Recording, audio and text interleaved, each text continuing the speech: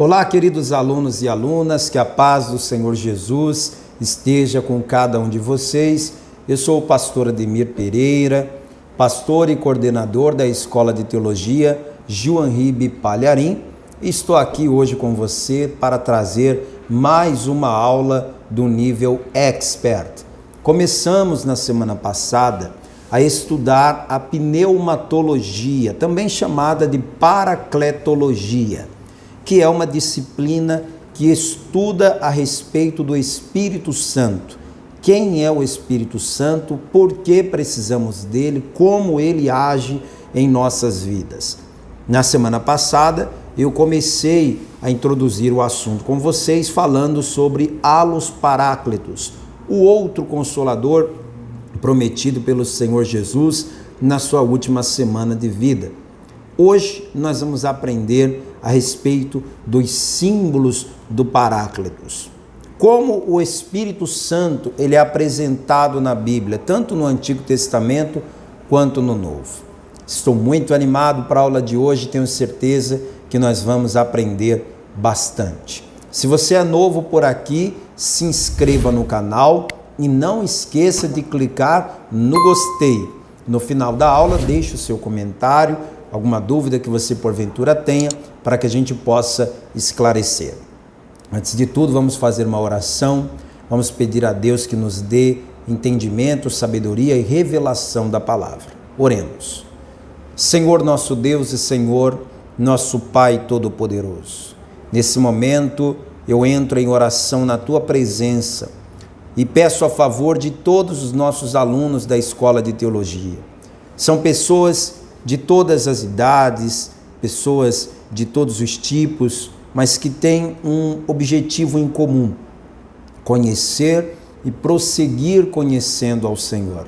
Eu peço que o Teu Espírito Santo, o mesmo Espírito que inspirou os escritores da Bíblia, que esse mesmo Espírito venha agora me inspirar para que eu possa ensinar a Tua palavra para esta pessoa, que esse mesmo Espírito Santo possa me inspirar para que eu possa transmitir o conhecimento e esta pessoa, através desse mesmo Espírito, seja capacitada para entender os mistérios contidos na Tua palavra. Essa é a minha oração, assim seja.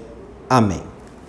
Graças a Deus. Muito bem, meus amados, eu quero abrir a Bíblia com vocês, quero que você abra a tua aí também.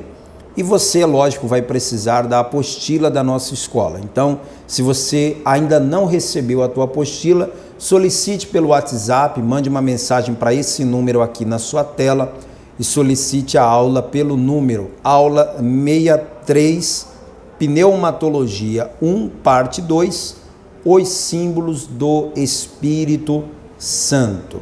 Então, esta é a nomenclatura desta aula. Se você quiser a aula impressa, aí você pode retirar também em nossas igrejas, em nossas unidades de ensino. Deuteronômio capítulo 6, verso 4 diz: Ouve Israel, o Senhor nosso Deus é o único Senhor. Vamos ler na apostila? A crença em Deus é um sentimento que nasce com o ser humano. Até mesmo o ateu um dia já teve dentro de si, em sua alma, a necessidade de buscar comunhão com Ele. Comunhão esta que foi perdida pelo homem ao pecar e que precisa ser restabelecida para que o homem volte a se sentir completo. Nós somos monoteístas. O que é ser monoteísta, pastor? Monoteísta é a pessoa que acredita na existência de um só Deus. A palavra do Senhor deixa claro que só há um Deus. Vamos ler aqui em primeira carta de Paulo a Timóteo, capítulo 2, verso 5, quando o apóstolo Paulo afirma categoricamente que só existe um Deus. Porque há um só Deus e um só mediador entre Deus e os homens, Jesus Cristo, homem. Outro texto que fala que só há um Deus está em Romanos, capítulo 3, versículo 29 e 30. Também um texto de autoria de Paulo, onde ele diz assim, olha: É porventura Deus somente dos judeus? Não é também dos gentios? Também dos gentios, certamente. Se Deus é um só, que justifica pela fé a circuncisão e por meio da fé a incircuncisão. Paulo deixa claro que Deus é um só. O próprio Deus afirma que só há um Deus em sua palavra. Esse texto de Isaías 44 é muito forte. Veja comigo o que está escrito. Isaías 44, verso 8.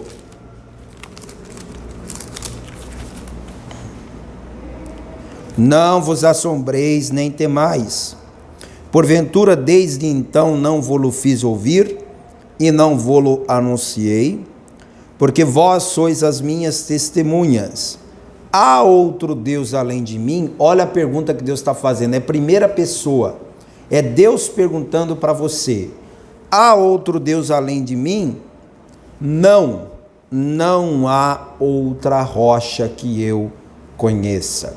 Pronto, então Deus fez a pergunta e o ser humano tem que responder: não há outro Deus. Outros versículos que falam do próprio Deus afirmando que não há outro além dele, está aqui no 45, 5 e 6, 45, 18, capítulo 45, versículo 21 e 22, e capítulo 46, verso 9. Tudo isso aqui em Isaías. E deixa claro, além da palavra deixar claro que só há um Deus, a palavra também deixa claro que esse único Deus não divide a glória dele com ninguém. Isaías 42, verso 8. Olha o que a palavra diz: eu sou o Senhor.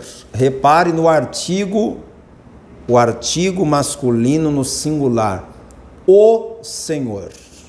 Ele não diz eu sou um Senhor. Porque se tivesse escrito eu sou um Senhor, daria então a possibilidade de interpretação de que há outros, e ele é um dos que existe. Mas ele não diz eu sou um Senhor, e diz eu sou o Senhor, não há outro. Eu sou o Senhor, este é o meu nome, a minha glória, pois a outrem não darei, nem o meu louvor às imagens de escultura. Então Deus não divide a glória dele com ninguém. 48:11 de Isaías também fala isso, vamos ver aqui.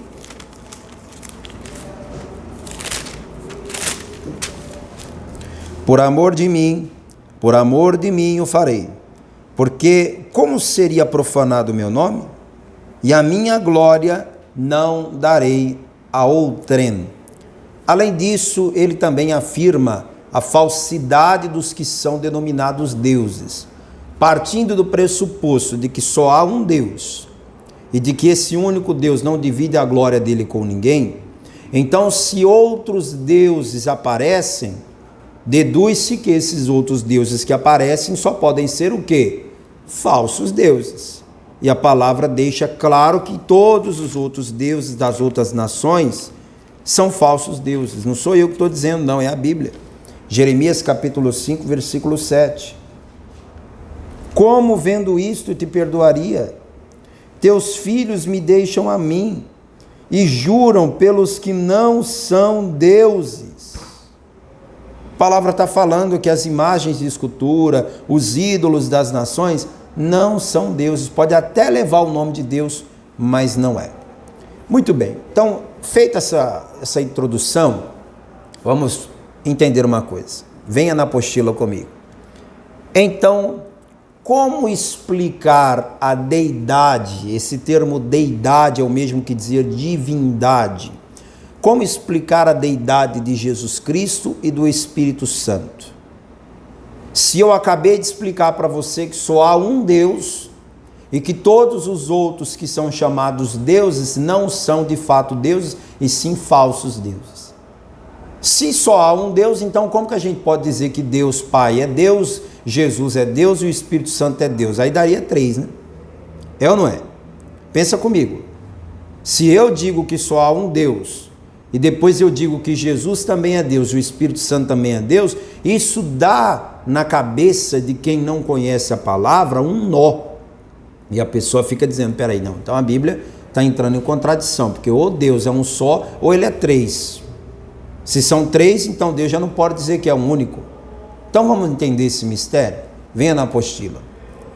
Como explicar o fato de ele o único Deus referir-se a si mesmo no plural. Gênesis capítulo 1, versículo 26, Deus está falando no plural. Façamos o homem conforme a nossa imagem, conforme a nossa semelhança. Não dá a entender que Deus está conversando com alguém? Ele está falando com alguém. Façamos conforme a nossa imagem. Mas se a primeira pessoa que vai ser criada ainda não existe, com quem que Deus estava falando? Com quem?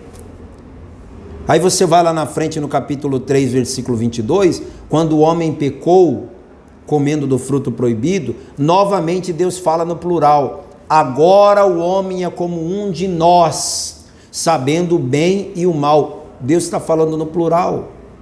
E como é que Deus fala no plural se ele é um só? Simples. Vemos aqui o próprio Pai deixando claro que ele, o Filho e o Espírito Santo são um. Logo, Jesus Cristo e o Espírito Santo são o próprio Deus. Então, só explicando para você, Deus, Jesus e Paráclitos, três pessoas constituem-se um único Deus. Três pessoas, um Deus. É isso que você precisa entender. Eu me lembro que na década de 90 tinha um equipamento que fez muito sucesso. As pessoas queriam ter um daquele em casa. Hoje em dia, o pessoal mais jovem aí nunca nem deve ter ouvido falar isso. Alguém vai dar até um Google aí para pesquisar como é que era esse negócio. Era um equipamento chamado 3 em 1. Era um equipamento de música chamado 3 em 1. Por que 3 em 1? Porque era o único equipamento que tocava disco de vinil, tocava rádio AM, FM e tocava fitas. Fitas, você não sabe nem o que é isso? Ou lembra? Lembra, né? Quem é da minha época, mais velho do que eu, vai lembrar disso aí. Era 3 em 1, era fantástico. Por quê? Porque na década de 90, 80, por aí, ou você tinha uma vitrola para tocar disco de vinil, você tinha um Walkman ou um toca-fita só para tocar fita, e tinha um outro radinho só para ouvir rádio AM, FM. Quando lançaram esse tal do 3 em 1, aquilo ali foi um sucesso. Meu Deus, você ia comprar um equipamento só, naquele único equipamento você tocava disco de vinil, tocava fita e ainda ouvia rádio. Aquilo era fenomenal para a década de 90. Hoje nós temos celular que faz 50 coisas diferentes no mesmo aparelho. Mas na época, um equipamento 3 em 1 era fantástico. Um só, 3 finalidades. Por que eu estou dando esse exemplo? Porque Deus é um só. Não são 3 deuses, é um Deus só. Só que esse único Deus se divide em 3 pessoas. Ele é o Pai, Ele é o Filho, Ele é o Espírito Santo. Não são 3 deuses, é um Deus só, mas 3 finalidades. O que Deus Pai faz é uma coisa, o que Deus Filho, Jesus, faz é outra coisa, e o que Deus Espírito Santo, Paráclitos, faz é outra coisa. Voltando aqui em nossa apostila. No Novo Testamento, vemos a Trindade presente no batismo de Jesus Cristo. Olha, deixa eu explicar uma coisa para você. Trindade é um termo teológico. O que é um termo teológico? Anote isso aí em algum lugar. Termo teológico são palavras que os teólogos inventaram para tentar explicar para o estudante de teologia princípios da Bíblia. Então, a palavra trindade não existe na Bíblia. Você vai ler Gênesis capítulo 1 até Apocalipse 22, não vai aparecer nenhuma vez a palavra trindade, porque trindade é um termo teológico. Porém, o conceito de trindade aparece na Bíblia de Gênesis e Apocalipse. Então eu vou lhe mostrar aqui alguns momentos em que a trindade aparece. Um deles é Mateus capítulo 3, versículo 16, momento glorioso do batismo de Jesus. Vamos lá? Mateus capítulo 3, versículo 16. Eu quero que você observe a presença da Trindade, Pai, Filho e Espírito Santo. E sendo Jesus batizado, saiu logo da água, e eis que se lhe abriram os céus, e viu o Espírito de Deus descendo como pomba e vindo sobre ele. E eis que uma voz dos céus dizia: este é o meu Filho amado, em quem me comprazo. Onde é que está a Trindade aqui? Pegue uma caneta e anote aí, olha. No versículo 16, e sendo Jesus, circule aí, Jesus. Quem é Jesus na Trindade? É o Filho. Então o Filho está na água. Sendo Jesus batizado, saiu logo da água, e eis que se lhe abriram os céus, e viu quem? O Espírito de Deus, o Paráclitos, a terceira pessoa da Trindade estava presente. E no versículo 17 diz que quando Jesus saiu da água e o Espírito Santo desceu sobre ele, ouviu-se uma voz dos céus. Ora, essa voz que veio dos céus, dizendo: este é o meu Filho amado, só pode ser a voz de quem? Do Pai. Então aqui nós temos o Pai falando, o Filho batizando e o Espírito Santo descendo sobre ele. Trindade não aparece aqui, a palavra não aparece, mas você vê claramente a presença da Trindade. Em Mateus capítulo 28, versículo 19, Jesus manda batizar. E essa é até uma dúvida que algumas pessoas têm, porque algumas vezes a palavra manda batizar, e aí fala: batizaram em nome de Jesus. Quando fala esse batizar em nome de Jesus, não é que a pessoa vai ser batizada só em nome de Jesus. O pastor pega ela pela mão e diz: eu te batizo em nome de Jesus. Ponto, batizou. Não. O termo batizar em nome de Jesus refere-se a batizar como Jesus mandou. E como foi que Jesus mandou batizar? Mateus 28, 19. Portanto, ide, ensinai todas as nações, batizando-as. Jesus mandou ir, Jesus mandou ensinar, Jesus mandou batizar. Como que ele mandou batizar? Em nome do Pai, do Filho e do Espírito Santo. Trindade presente no batismo. Assim como a Trindade esteve presente no batismo de Jesus, a Trindade tem que estar presente no batismo de cada pessoa. Então você que está me assistindo agora, eu quero que você puxe pela memória como foi o teu batismo. Você foi batizado em nome do Pai, do Filho e do Espírito Santo, porque isso tem que ser dito em bom tom e alta voz, porque a pessoa que está batizando, ela tem que ouvir e concordar. Ela tem que fazer uma confissão de fé. Ela tem que ouvir o ministro falando: olha, eu te batizo em nome do Pai, do Filho e do Espírito Santo. Porque assim como foi no batismo de Jesus, tem que ser no nosso. Na bênção apostólica deixada pelo apóstolo Paulo em 2 Coríntios 13, 13, está novamente a fórmula da Trindade. Muitas igrejas encerram o culto citando essa bênção apostólica. A paz de vida é uma delas. Nós fazemos uma bênção especial, diferente, mas no final desta bênção nós liberamos aquilo que Paulo ensinou aqui, 2 Coríntios 13, 13. A graça do Senhor Jesus Cristo e o amor de Deus e a comunhão do Espírito Santo sejam com todos vós. Amém.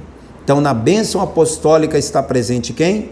O Pai, o amor do Pai, a graça do Filho e a comunhão do Espírito Santo. Então, a presença da Trindade está aqui.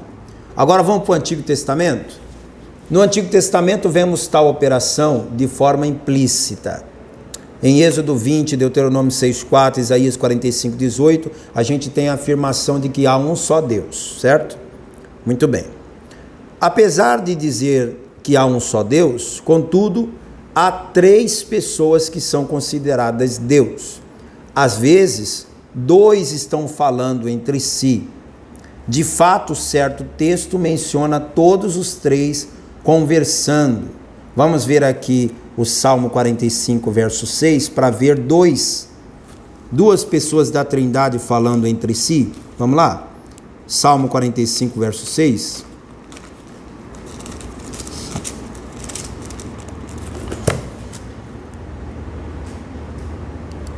O teu trono, ó Deus, é eterno e perpétuo. O cetro do teu reino é um cetro de equidade. Olhe mais aqui o outro texto, Isaías 63. Os três agora conversando entre si. As benignidades do Senhor mencionarei, e os muitos louvores do Senhor, consoante tudo que o Senhor nos concedeu e a grande bondade para com a casa de Israel, que usou com eles, segundo as suas misericórdias, segundo as multidões das suas benignidades. Porque o Senhor dizia: certamente eles são meu povo, filhos que não mentirão, assim ele foi seu Salvador. Em toda a angústia deles foi ele angustiado, e o anjo da sua presença o salvou. Pelo seu amor e pela sua compaixão, ele os remiu e os tomou e os conduziu todos os dias da antiguidade. Mas eles foram rebeldes e contristaram o seu Espírito Santo, pelo que lhes tornou inimigos, e ele mesmo pelejou contra eles. Vários textos do Novo Testamento deixam bastante claro que o Espírito Santo é uma pessoa distinta tanto do Pai quanto do Filho. Lá em Mateus 3,16, que foi o texto que a gente acabou de ler, deixa claro que o Espírito Santo é uma pessoa diferente do Pai. Porque o Pai falou: esse é o meu Filho amado. O Espírito Santo desceu em forma de pomba. Jesus estava dentro da água batizando. Então fica claro que cada um é um. É um Deus só, mas são três pessoas diferentes. Em Lucas 4, capítulo 18, vem comigo aqui. Lucas capítulo 4, versículo 18. O Espírito do Senhor é sobre mim. Quem está falando isso aqui? Jesus está lendo o texto na sinagoga. E ele diz: o Espírito do Senhor está sobre mim, pois que me ungiu para evangelizar os pobres, enviou-me a curar os quebrantados de coração, e etc, etc, etc. Jesus leu esse texto de Isaías, tá? Ele leu dentro da igreja, dentro da sinagoga. O que esse texto está falando? Esse texto está profetizando que o Espírito do Senhor desceria sobre o Messias quando ele viesse e o capacitaria para fazer sinais. Depois que Jesus leu esse texto, todo mundo ficou esperando que ele fizesse algum comentário, né?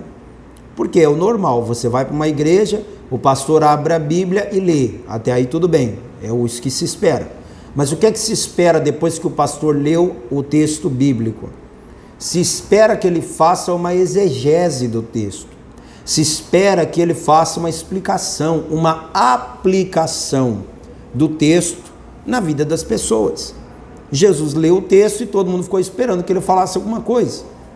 E a única coisa que ele disse foi: hoje, esta profecia está se cumprindo diante dos vossos olhos.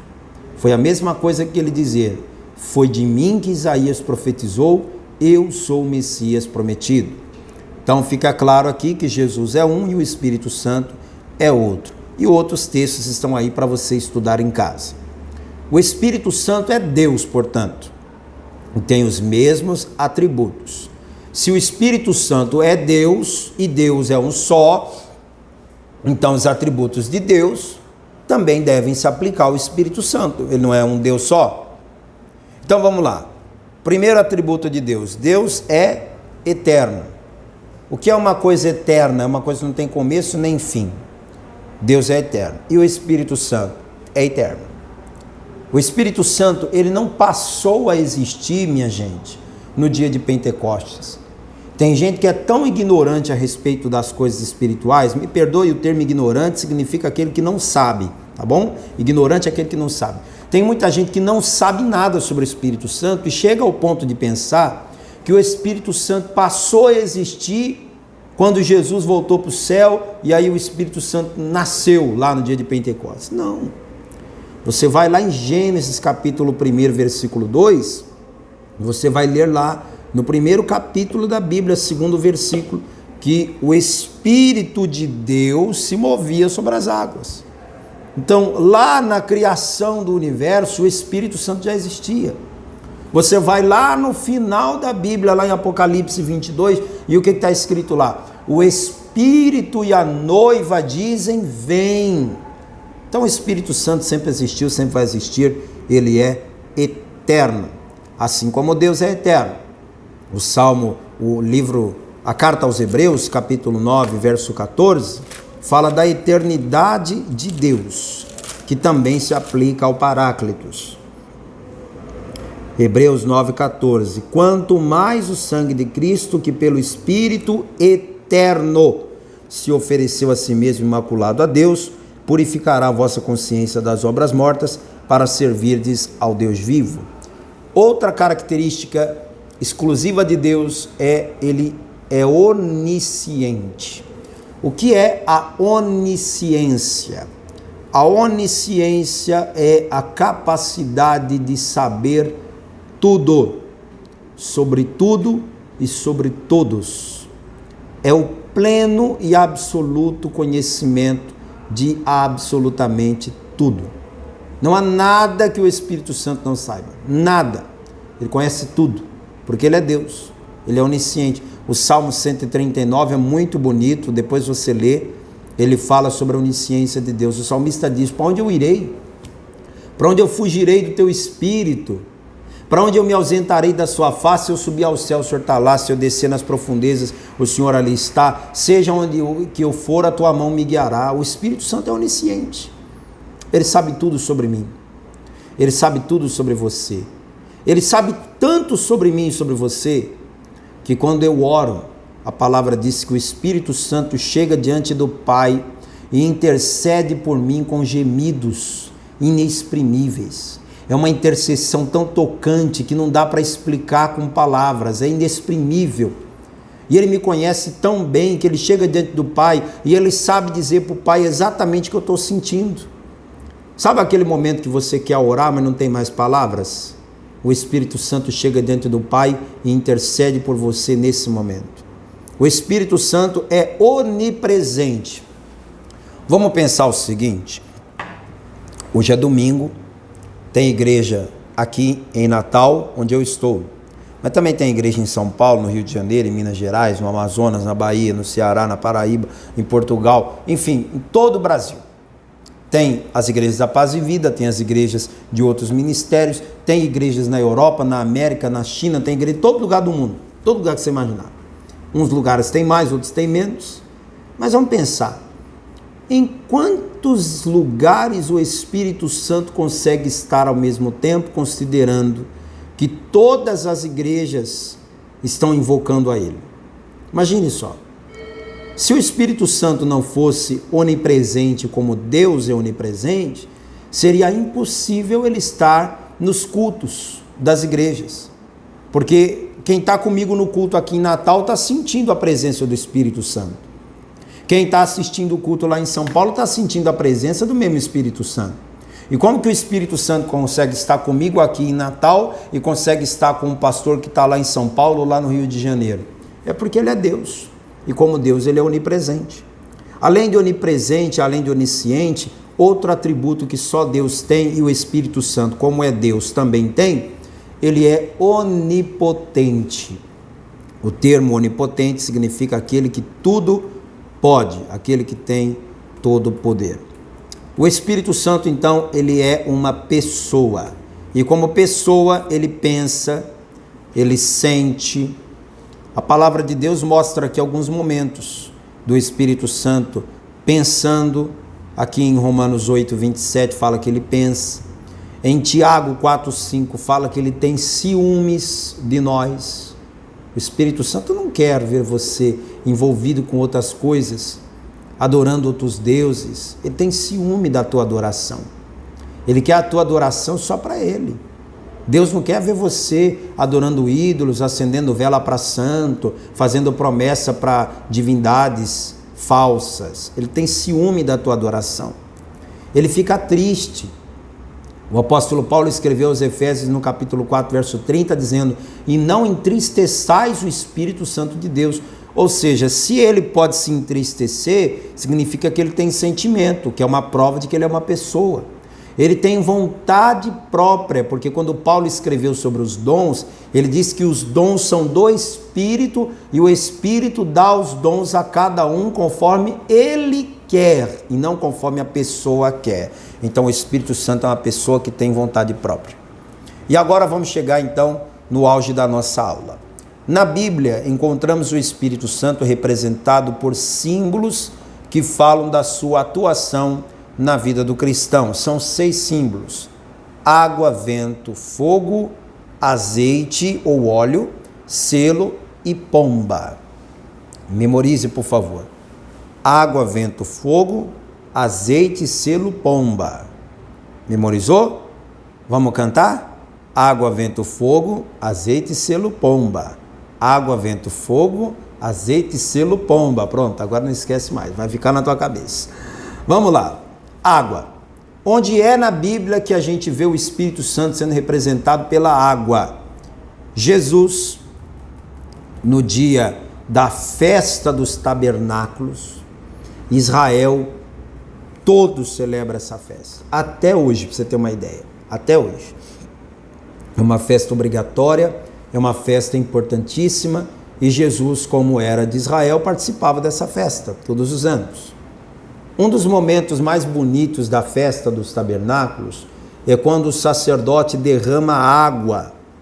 Ele pega uma água pura, limpa, e ele derrama aquela água para lembrar o povo de que quando eles habitavam em tendas, lá no deserto, Deus sustentava o povo com água de forma sobrenatural. Tinha vezes que ele tirava da rocha, enfim. Então, o auge da festa é quando o sacerdote derrama água. E todo mundo espera esse momento para celebrar esse momento. E antes que o sacerdote derramasse a água viva, a água pura, Jesus anunciou. Vamos ler aqui, João 7,37, a sua apostila tem o texto transcrito. E no último dia, o grande dia da festa, Jesus pôs-se em pé e clamou, dizendo: se alguém tem sede, venha a mim e beba. Quem crê em mim, como diz a Escritura, rios de água viva correrão do seu ventre. E isto disse ele do Espírito. Quando Jesus falou da água viva, isto disse ele do Espírito, que haviam de receber os que nele crescem, porque o Espírito Santo ainda não fora dado, por Jesus ainda não ter sido glorificado. Jesus está falando da água e está se referindo ao Espírito Santo, ou seja, Jesus comparou o Espírito Santo com a água. Nós temos aqui uma coisa muito interessante que consta aqui no livro do pastor Joaíbe Palharim, está na tua apostila aí. Água e Espírito, mistério de Deus desde o princípio. Há 4,5 bilhões de anos, o nosso planeta estava perdido, condenado e morto. Jazia em trevas e morava no abismo. Era vazio e estéril. Para que o planeta tivesse uma nova vida, foi necessária a ação do Espírito de Deus sobre as águas. O texto de Gênesis diz que a terra era sem forma e vazia, e havia trevas sobre a face do abismo. E o Espírito de Deus se movia sobre a face das águas. E disse Deus: haja luz, e houve luz. E viu Deus que a luz era boa, e fez Deus separação entre a luz e as trevas. O nosso planeta foi o primeiro a nascer da água e do Espírito. O incrível batismo do planeta Terra. Todo o planeta estava coberto por água. Só depois surgiu a terra seca. Disse Deus: ajuntem-se as águas debaixo do céu num lugar e apareça a porção seca, e assim foi. Gênesis capítulo 1, verso 9. A partir desse batismo por imersão total é que a terra começou a viver uma nova vida frutífera. A terra produziu erva, a erva dando semente conforme a sua espécie, e árvore frutífera, cuja semente está nela conforme a sua espécie. E viu Deus que era bom. E finalmente deu o maior de todos os frutos, o ser humano, nascido da própria camada da terra lavada. A semelhança entre o processo do planeta Terra e o ser humano. Como o homem foi criado do pó da terra, a comparação é necessária e inevitável. Sem Deus, o ser humano está perdido, condenado e morto. Jaz em trevas e mora no abismo. É vazio e estéril. Para sair dessa situação, o ser humano necessita do mover do Espírito de Deus. Em seguida, Deus ordena a luz, não uma luz qualquer, mas a verdadeira luz do mundo. Quando esta luz brilha, sobrenaturalmente o ser humano é separado das trevas. Assim como a vida na terra nasceu da água, igualmente o ser humano precisa ser coberto pelas águas e a partir daí, por ação do Espírito, viver uma nova vida frutífera. João 15,16, Jesus disse: não fostes vós que me escolhestes, mas eu vos escolhi a vós e vos designei para que vades e deis fruto, e o vosso fruto permaneça. Torna-se capaz de produzir o maior de todos os frutos, outros seres humanos nascidos da sua vida lavada. Esse processo que combina a água com o mover do Espírito continua até hoje como exigência de Deus. Por isso Jesus ter dito que quem não nascer da água e do Espírito não pode entrar no reino de Deus. Jesus disse isso a Nicodemos, está lá em João 3,5. Então, o primeiro símbolo do Espírito Santo é o que? A água. Aproveitando a deixa aqui para beber a minha água. O segundo símbolo do Espírito, gente, é o vento. Jesus disse em João 3,8: o vento assopra onde quer e ouves a sua voz, mas não sabes de onde vem nem para onde vai. Assim é todo aquele que é nascido do Espírito. Olha o comentário do Evangelho reunido aqui. É num jardim que o noivo, perfumado com mirra e aloés, está sendo colocado. E é neste jardim que a noiva, representada pelas mulheres que no domingo virão com mirra e aloés, irão encontrá-lo. É na cova escavada nesse jardim que a noiva viverá o tempo de fonte de água viva. É ali que o vento do norte e o vento do sul, as duas outras pessoas da Trindade, porque o vento é o símbolo do Espírito, soprarão para trazer de volta ao Cristo que estava morto e espalhar por todo o mundo o bom perfume do Cristo ressuscitado. Então, para ficar bem claro, onde é que eu acho o Espírito Santo associado ao vento? Primeiro, na declaração de Jesus. Jesus falou que assim como o vento assopra de um lado para o outro, você não sabe de onde ele vem nem para onde vai, quem é nascido do Espírito é como o vento. Então, isso aí já seria suficiente para a gente aceitar que o Espírito Santo é associado ao vento. Mas a principal argumentação bíblica que justifica o Espírito Santo ser associado ao vento é que lá no dia de Pentecostes, diz a palavra que estavam todos reunidos no mesmo lugar, de repente veio um vento veemente, impetuoso, que encheu toda a casa. E todos que ali estavam foram cheios do Espírito Santo. Então, eles não viram o Espírito Santo, gente, mas eles sentiram um vento soprando, um vento veemente e impetuoso, que enche toda a casa.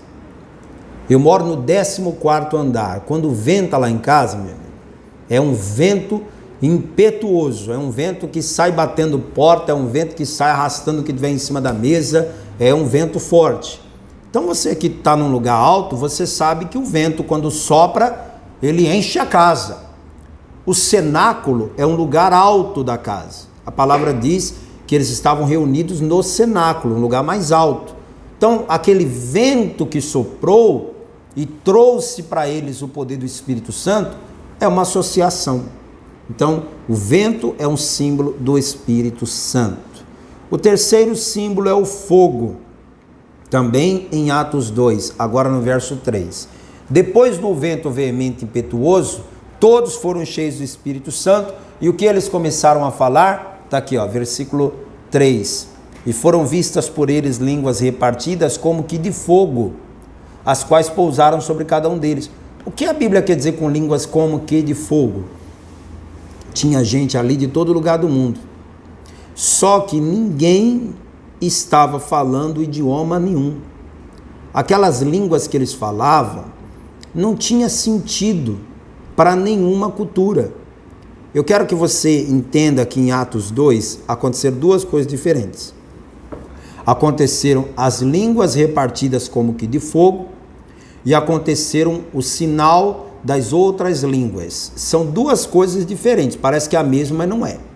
Quando a Bíblia fala de línguas repartidas como que de fogo, está falando daquelas línguas estranhas que o Espírito Santo nos dá até hoje, que você pode procurar você pode colocar o Google para pesquisar, você pode chamar um poliglota, você pode tentar interpretar essas línguas. Ninguém consegue interpretar, só Deus.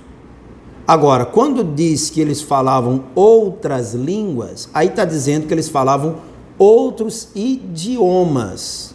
Esse é o dom das línguas citado por Paulo lá em Atos 12. Então, o sinal de falar em línguas estranhas é uma coisa, o dom das línguas é outra. Isso aí a gente vai falar mais na frente. O que eu quero é mostrar para você que o fogo esteve presente nas línguas. Quando o João Batista anunciou sobre o Espírito Santo, ele falou o quê? Ele falou assim, olha, eu batizo vocês com água para arrependimento, mas depois de mim vem outro que é muito maior do que eu perto dele não sei nem como desatar as sandálias dos seus pés, tão glorioso que ele é. Ele vos batizará com o Espírito Santo e com fogo. Então a associação está ali desde o começo. Até lá no Antigo Testamento, veja na apostila, um dos símbolos do Espírito é o fogo, porque o fogo faz o quê? Purifica. Zacarias 13:9 diz, e ele vos purificará como se purifica a prata, como se purifica o ouro. O fogo é um sinal da presença divina. Como foi que Deus se manifestou a Moisés no deserto? Numa sarça que queimava, mas não consumia.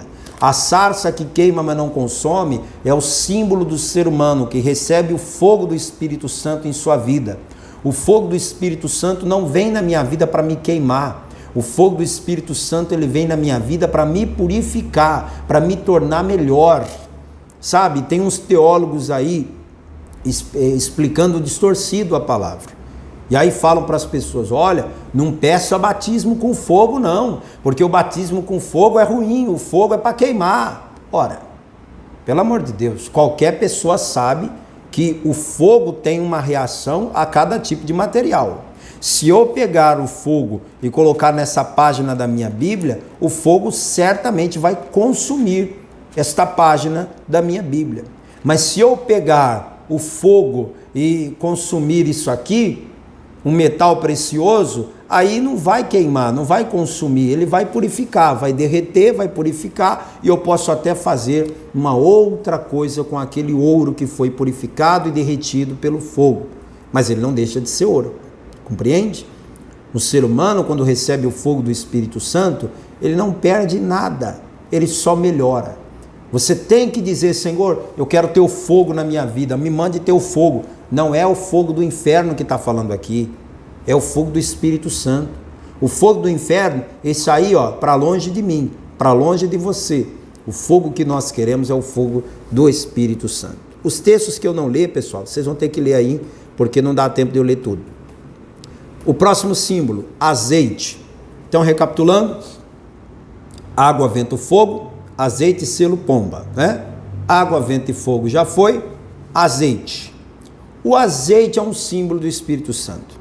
Você vê em Lucas capítulo 4, versículo 18, eu até já li o texto aqui para você. Jesus pegou o livro de Isaías, abriu lá na sinagoga de Nazaré e leu: o Espírito do Senhor está sobre mim, porque me ungiu. O ato de ungir é o quê? Derramar azeite. Atos capítulo 10, versículo 38, vamos ler. Atos 10, 38. Como Deus ungiu a Jesus de Nazaré com o Espírito Santo e com virtude, o qual andou fazendo bem e curando a todos os oprimidos do diabo, porque Deus era com ele. O que Deus fez com Jesus?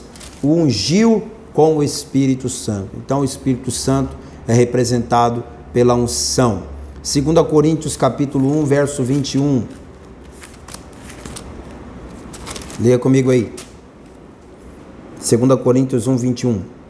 Mas o que confirma convosco em Cristo e o que nos ungiu é Deus, o qual também nos selou e nos deu o penhor do Espírito em nossos corações. 1 João 2,20 diz: vós tendes a unção do Santo e sabeis tudo. Agora, o pastor João Ribe Palharim, ele faz um comentário aqui que eu quero até que você leia aí na sua casa. Não vou ler aqui porque não vai dar mais tempo, mas ele cita a parábola das 10 virgens. Parábola das 10 virgens eu vou resumir para você. 5 loucas, 5 prudentes. As 10 tinham lâmpadas. As 10 esperavam o noivo. As 10 eram virgens. As 10 estavam dentro de casa. Só que 5 delas não se precaveram e deixaram faltar o azeite. Quando elas perceberam que estava faltando o azeite, as 5 loucas foram atrás do azeite, saíram de casa e foram procurar o azeite. Nesse ínterim, chega o noivo. E quando o noivo chega, fecha-se a porta e só quem estava preparada vai para as bodas com o noivo. Fica claro que quem estava preparada eram aquelas que tinham azeite em abundância. Nesta parábola é fácil de interpretar. As virgens representam as igrejas, por isso 10 virgens, porque o número 10 é o símbolo de totalidade. Todas as igrejas têm as mesmas características, todas têm lâmpadas na mão. Lâmpada para os meus pés é a tua palavra e luz para o meu caminho. Toda igreja tem a Bíblia, toda igreja tem a lâmpada. Todas as igrejas aguardam a chegada do noivo ansiosamente. Toda igreja que se preza crê na volta de Jesus e aguarda ansiosamente por ela. O fato é, parte da igreja está preparada para a volta de Jesus e parte não está. E como é que eu sei dizer qual é a igreja que está preparada e qual é a igreja que não está preparada? É aquela que tem o Espírito Santo e aquela que não tem. Se falta azeite, significa que esta pessoa não está preparada. Não pode faltar azeite na sua cabeça. Eclesiastes 9:10, se eu não estou enganado, deixa eu até conferir aqui com você. Salomão falou que não pode faltar o azeite, 9:8, Eclesiastes 9:8. Em todo tempo sejam alvas as tuas vestes e nunca falte o óleo sobre a tua cabeça. De que óleo que Salomão está falando que não pode faltar? Não pode faltar é o óleo do Espírito Santo, é a unção do Espírito Santo em nossa vida. A próxima representação do Espírito na Bíblia é o selo. Selo. 2 Coríntios 1:22, eu até acabei de ler ele, o qual também nos selou e nos deu o penhor do Espírito em nosso coração. Bem, selo é uma coisa que hoje as pessoas nem sabem o que é. Nem sabem o que é, isso aqui é a verdade. E quem sabe o que é um selo, geralmente pensa no selo do correio, né? Você foi no correio, vai lá mandar um Sedex, vai lá mandar uma encomenda, em algum momento do atendimento, o atendente do correio vai colocar um selo na sua correspondência, um selo do correio. Sem aquele selo, a sua postagem não chega no destino. Esta é a única conotação da palavra selo que a gente conhece hoje. Mas na época bíblica não existia o correio como a gente conhece hoje. Não é desse selo que a Bíblia está falando. Vamos entender aqui então na apostila. Nas Escrituras, o selo traz vários significados e aplicações. Eu não vou ler os textos, tá bom? Você lê aí. O selo era uma garantia. O selo era um juramento. O selo era uma confirmação. O selo, justiça e fé. O selo era uma autenticidade. Isso aí ainda tem, né? Você vai lá no cartório, eles dão um selo de autenticidade. Você assinou e eles dizem, foi o fulano mesmo que assinou. Coloca lá um selo de autenticidade. O selo representava o fundamento, a segurança, a irrevogabilidade. No caso dos reis, o rei tinha um selo. Se o rei fizesse um decreto e selasse com seu anel de selar, não tem mais volta. Aquilo ali ia acontecer, mesmo que fosse caso de morte de alguém, mesmo que alguém tivesse que morrer por causa daquele decreto do rei, morreria, mas o selo garantia que aquela lei não seria revogada. O selo é a promessa, é a redenção, é o mistério, é a vida, é a preservação. Todos esses textos aqui estão falando de selo. Então olha como a Bíblia cita bastante esse assunto do selo. O selo, então, como figura do Espírito Santo, traduz para a igreja todas as vantagens mencionadas acima e muito mais. O Espírito Santo sela a igreja, a lei do Senhor, o coração, a visão e a profecia e os crentes para o dia da redenção. O Espírito Santo nos sela para tudo isso. Fomos selados com o selo da promessa, que nos dá a garantia de que pertencemos somente a Deus. E me permita fazer um acréscimo, já que o único selo que a gente conhece é o selo do correio, então vamos analisar dela pelo seguinte prisma. Sem o selo, a minha correspondência não chega no destino, não é verdade? Paulo não disse que nós somos a carta viva de Deus? Sem o selo que é o Espírito Santo, você que é a carta viva de Deus, não vai chegar no destino. Qual é o destino do salvo? É o céu. Você não chega no céu sem o selo que é o Espírito Santo. E por fim, o Espírito Santo é representado na Bíblia como pomba. Essa aí é fácil, não é, gente? Essa é muito fácil. Lá no batismo de Jesus, está escrito que o Espírito Santo desceu na forma corpórea de uma pomba. Os teólogos discutem entre si sobre o que de fato aconteceu. Se de fato uma pomba branca de verdade desceu como se fosse pousar na cabeça de Jesus, ou se acima da cabeça de Jesus uma nuvem no céu fez o formato de uma pomba, porque você sabe que nuvens, elas fazem desenhos abstratos. A nuvem é uma coisa interessante, tem gente que olha uma nuvem no céu e fala, olha, parece isso, olha, parece aquilo. Os teólogos acreditam nas duas possibilidades, de que possa ter sido uma nuvem no céu com formato de pomba, acima da cabeça de Jesus, quem olhava assim via, ou que uma pomba de verdade tenha descido. O fato é, João viu o Espírito Santo e eis que uma voz do céu dizia, a presença do Espírito Santo e a voz do Pai no batismo do Filho mostram a Santíssima Trindade na fórmula do batismo, conforme Jesus ordenou em Mateus 28:19. Em nome do Pai, do Filho e do Espírito Santo. A pomba representa o quê? O que é que uma pomba tem a ver com o Espírito Santo, hein, gente? Porque lembra o Espírito Santo.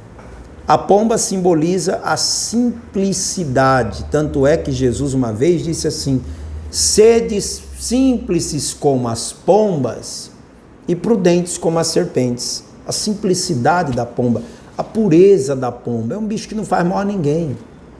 Então, a pureza, por isso ele é um símbolo do Espírito Santo. Na próxima aula, estudaremos a fundo acerca do batismo com o Espírito Santo e com fogo. Eu espero que você tenha gostado da aula de hoje. Você tem aí logo abaixo um questionário para você responder e testar o seu aprendizado, testar os seus conhecimentos. Faça as suas respostas e nos envie pelo WhatsApp para que eu possa analisar o seu aprendizado. Não esqueça de clicar no gostei. Até a próxima aula, se Deus quiser. Tchau, tchau.